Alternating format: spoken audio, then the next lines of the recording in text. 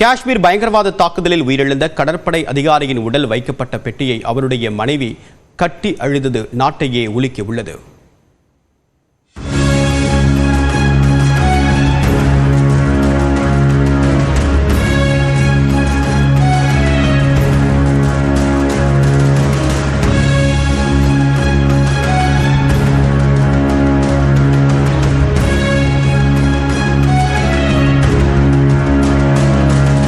பகல்காமில் தீவிரவாதிகள் தாக்குதல் நடத்திய பைசரன் புல்வெளி பகுதிக்கு சென்ற மத்திய உள்துறை அமைச்சர் அமித்ஷா ஆய்வு செய்தார்.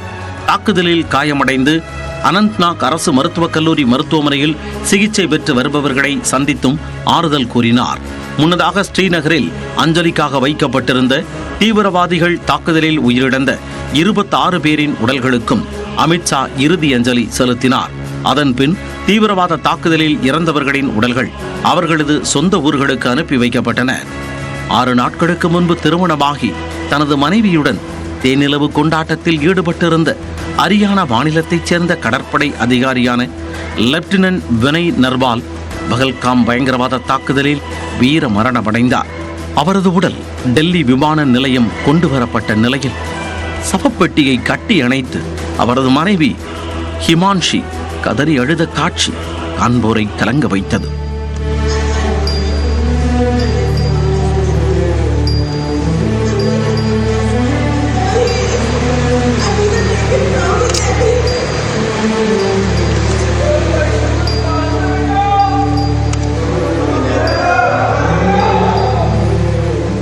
ஜெய் ஹிந்த் என்று வீர முழக்கம் எழுப்பி கணவனுக்கு பிரியாவிடை அடித்தார்.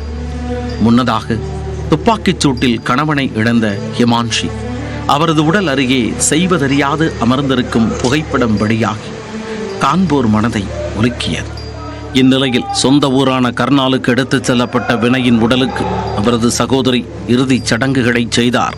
பகல்காம் சுற்றுலா தலத்தில் தாக்குதல் நடத்தியது லஷ்கர்-இ-தொய்பா அமைப்பின் நிழல் அமைப்பான தி ரெசிஸ்டன்ஸ் ஃப்ரண்ட் என்பது உறுதிப்படுத்தப்பட்டுள்ள நிலையில் தாக்குதலில் ஈடுபட்ட தீவிரவாதிகளின் புகைப்படங்களை பாதுகாப்பு படையினர் வெளியிட்டுள்ளனர்.